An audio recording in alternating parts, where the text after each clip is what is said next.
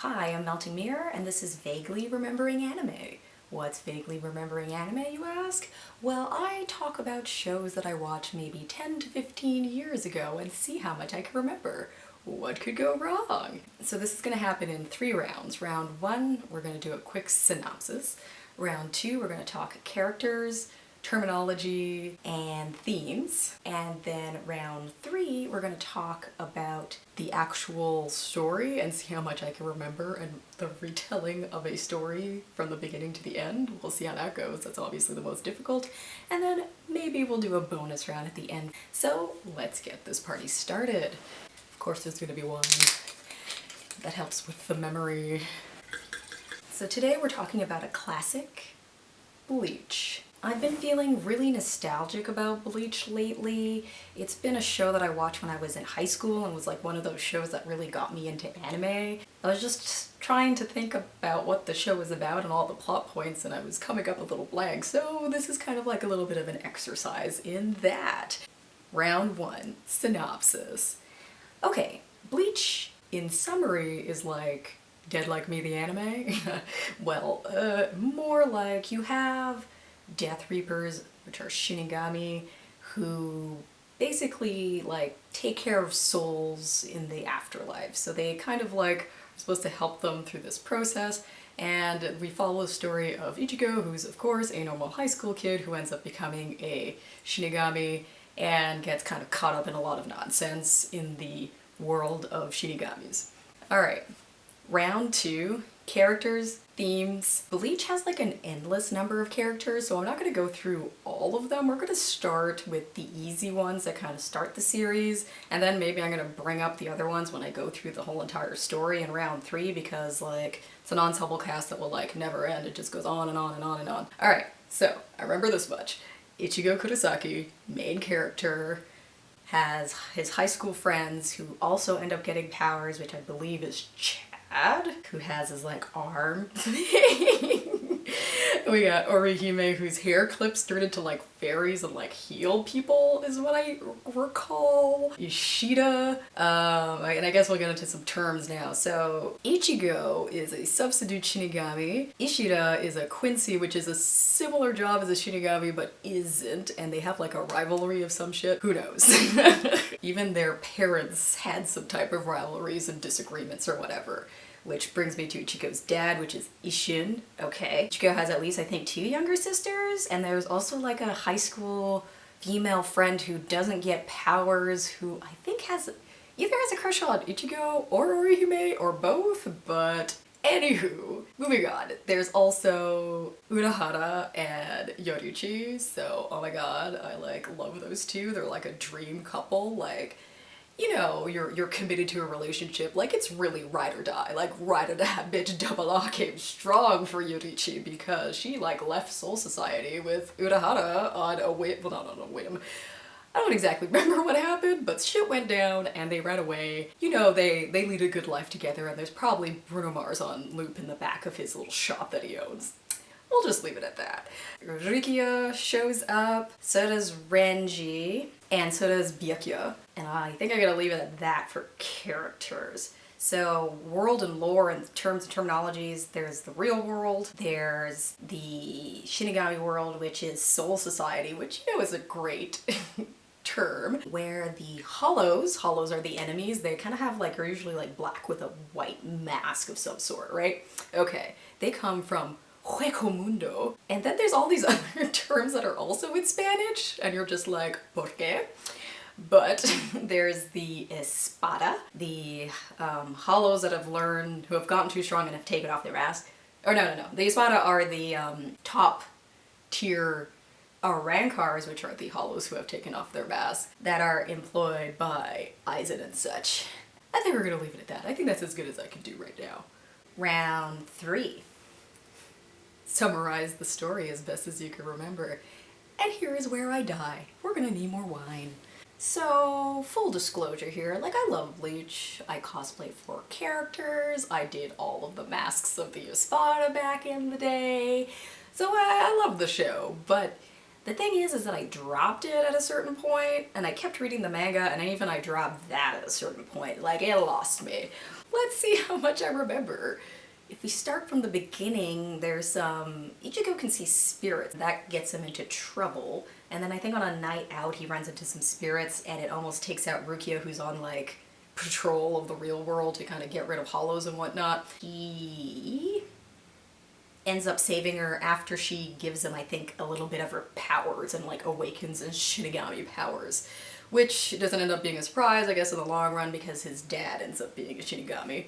So he ends up, like, I think, going around town and helping people out with that. And then shit goes down back in Soul Society. I think word gets out that Rukia gave away her powers, which is probably a big nana. I think what happens is she's gonna end up being sentenced to death. And even though I think Renji gave him some shit, Ichigo some shit for getting her in this problem in the first place, he tells her about it, and then he basically comes up on a mission to go and save her ass.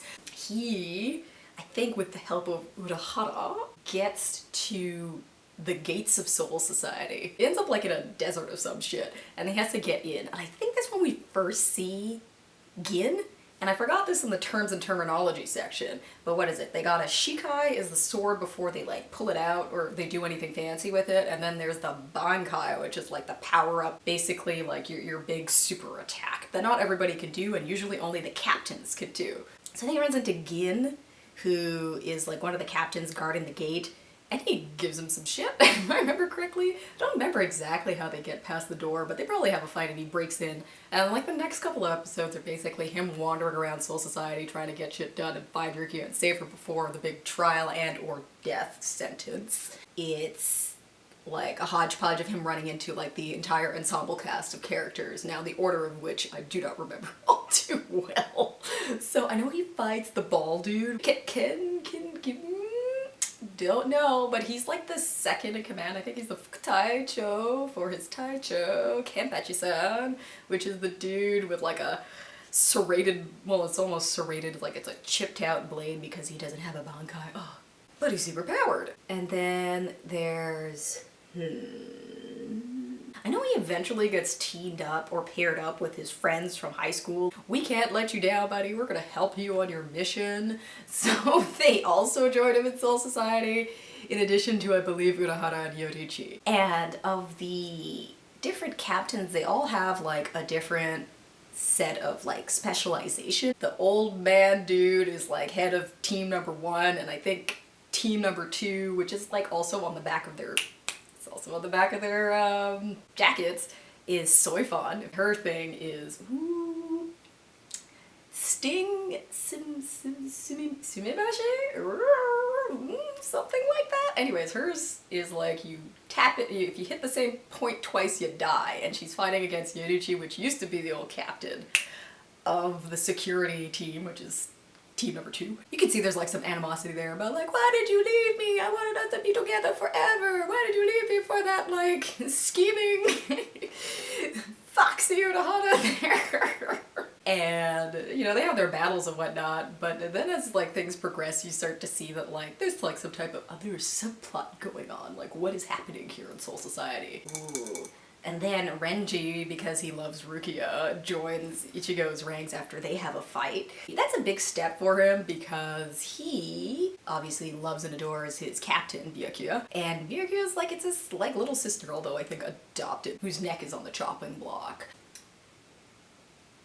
Oh my god, what the hell happens? Okay, when Renji joins their ranks, they fight against the ball dude again, I think. They fight against Kenpachi. Renji gets beaten, but eventually gets his Bankai to go face against Byakuya, which was like one of those super great epic fights because you're like, what's his Bankai? You know, half the show is like anticipating what somebody's Bankai is gonna be. And Byakuya's Bankai was Senbon Zakura, which, you know, is a bitch because it was like 1,000 blade petals all over the place. Like, how the fuck are you supposed to fight that? And I think that's when eventually Ichigo gets his Bankai, which is just like, why the hell do you have one? That doesn't make any sense whatsoever. And his is, what is his Bankai called? I know his sword is called Zangetsu. Like, everybody's sword also had a name. Zangetsu. Ooh, I don't remember what it was called, but he gets a wardrobe change. Yeah, he gets a tux, and he goes faster and he's stronger. Nothing fancy.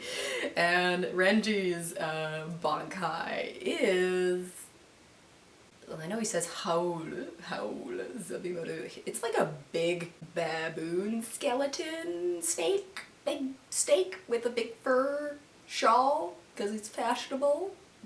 Yeah, and if I remember correctly, the spirit for his sword was like a baboon with a snake for a tail. Anyway, Ichigo fights around Soul Society. He's running around, and then it's like finally Judgment Day, and Rukio's about to be killed, and there's like this big phoenix thing that kind of comes out and that's about to kill her, and then he just kind of like wanders in like a badass after training with Yoruichi. That just came back to me. Blocks it with, I think, a sword behind his back, fends it off, breaks her free, and then they go off into some other shenanigans.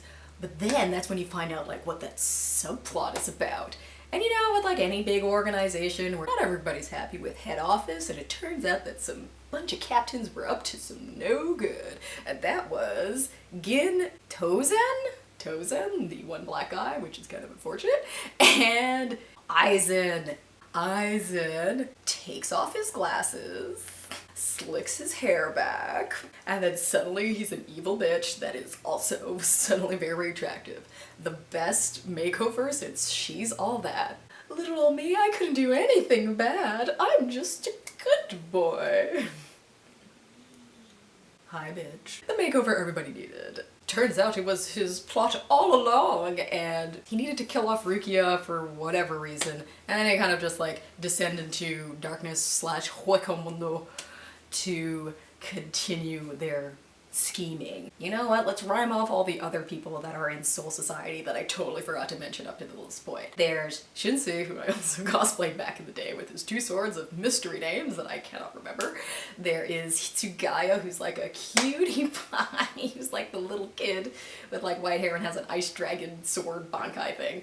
And his second in command is Matsumoto, yeah. Shinsei's best buddy, I want to call him Mom, because they're like a mom and dad pair. It's kind of hilarious. It's like a white-haired dude with black eyebrows who's like coughing and always like on the brink of death, whatever his name is.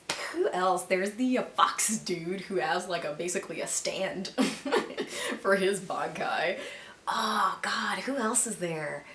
I feel as if I'm forgetting so many people. Like I did like, ooh, I don't think I have 13. Kita, okay, Kita was somebody's vice captain, I think Tosin, and he was kind of devastated. So was, or was it Shuhei? Well, Shuhei was the guy with like the tattoos who looked like pretty friggin' awesome. And basically Soul Society ends up being a mess after they lose 3 captains, naturally. So where do we go from here? Afterwards, we get to see the Arankar, so you're like, yes! So we have people with like holes in them, and they have masks, and they're bad, and they're mysterious, and then that's when we meet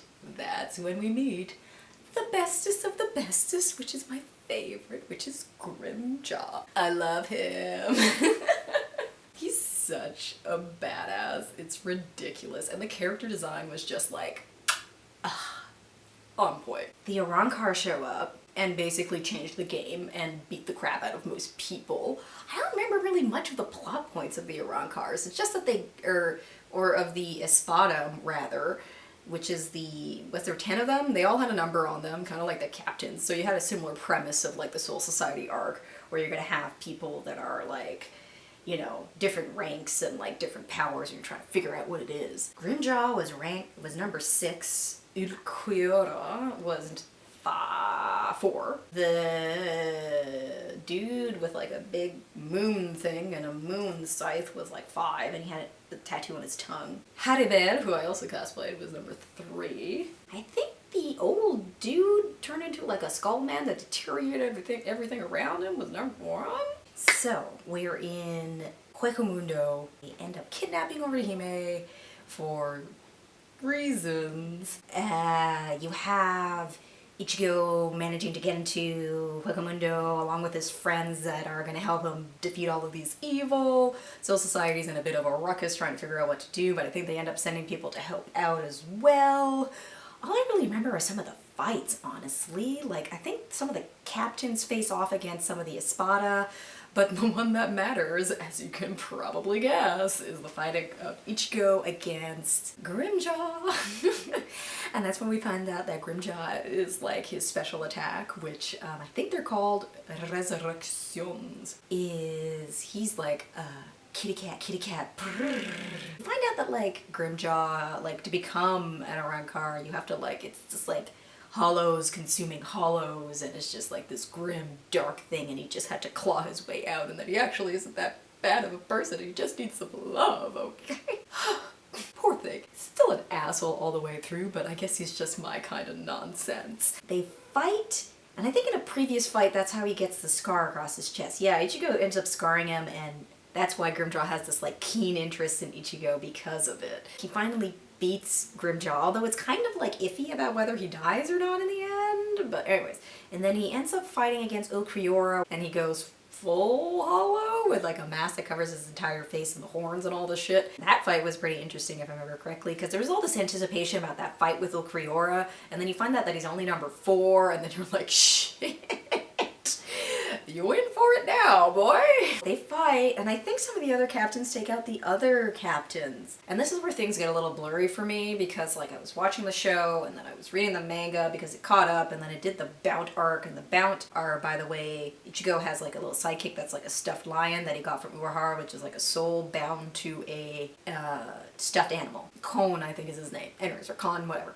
So they did like an entire like 30 episode thing on that, which I was really not invested in, and I remember him fighting Aizen. I remember Aizen having 3 outfit changes like the diva he is. You know, I think it just kind of got resolved pretty anticlimactically. Then you find out that the person pulling the strings in the end is actually like his sword. Ichigo's sword, Zangetsu, was like behind it all along, and you're like, is it the spirit of the sword? Is it the person? What is going on? And then I think that's where it all just kind of evaporates in my mind. So that is all that I remember of Bleach.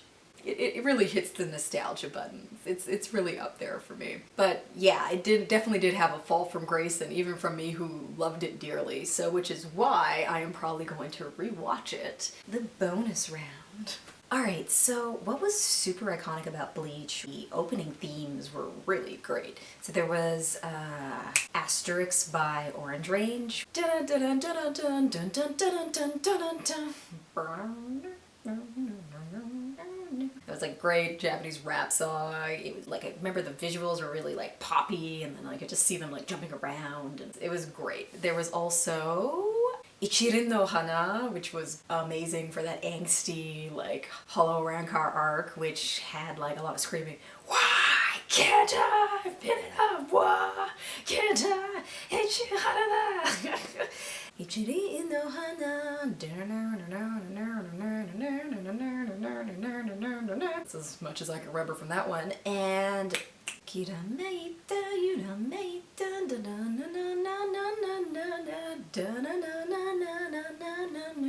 Hanabi? Was that Hanabi? Yes, that was cute. I think that was an ending theme. And then, D-Tech No Life by Overworld was like, so good. I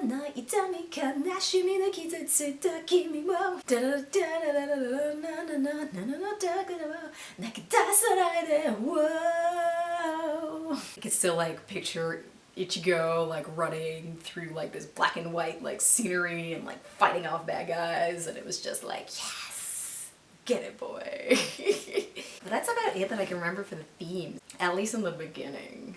Later on, who knows? So it's not like I draw all that often, so this is going to be like a true test of my skills here. I'm going to give myself a 5-minute timer to see how many people I can get in. I mean, for Bleach at least, it's like similar outfits for most people. It's like the black kimono and the black hakama. At least I got that much going for me. So like I remember Ichigo having like explosion hair. He has like explosion hair, right? Yeah, it's explosion hair. I should just like concentrate on the faces, honestly. Like, oh god, this looks horrendous. I remember watching this in high school, and then there was like this instance, Ichigo takes like his shirt off, and you're just like, damn, Ichigo, all of that Shinigami shit has did you good. I'm just gonna do like a chibi version at this point. It doesn't look anything. I'm like secretly hoping this helps me with my drawing skills, because I just don't draw nearly as much as I used to. And I used to. best believe it, draw Bleach fan art. Zangetsu was like really big. Like most people's shikai is just like a normal katana. And his was like this huge ass thing with like a ribbon that kind of went off in the end. It looks nothing like him. Okay, great. We're just gonna move on to the next one. Well, let's do Rukia. I remember her hair was like really unique. It's kind of like an octopus. And then she had like that swoop over her face. And her eyes were pretty big. Renji. Ooh, now let's do my favorite, my bae. We're gonna do Grimjaw. His hair was, I feel as if I really need a reference for his hair. The life of me. Oh god. I remember like certain key things, like his hole is in his stomach. Now he has like tiny eyebrows. I don't care what the alarm says, I'm finishing Grimjaw, okay? He always had like this nice little strands of hair in his face, which was just like, it's just like, how does this spike hair look? Like it was like a little unruly and ridiculous. And I remember it was nice light blue, like I remember all those details. He had like a crop top on. Bless. The mildest of mullets, like a tolerable amount of mullet. I feel as if like I need to round out the page. Like, should I do Renji? He had like the receding hairline with awesome tattoos kind of situation. And he had like the tiniest of beady eyes. What you think? We got Renji here looking sad. We got like the basic drawings of Ichigo because I wasn't really trying too hard and that was the first one. Rukia I think is pretty recognizable, so give me some points there. And Grimjaw, just being Grimjaw with this hole here. Alright, I hope you enjoyed the first ever episode of Vaguely Remembering Anime, or VRA for short. If you like it, leave me a comment, like the video, do all that good stuff, and I hope to be back with another one eventually. Thanks, bye!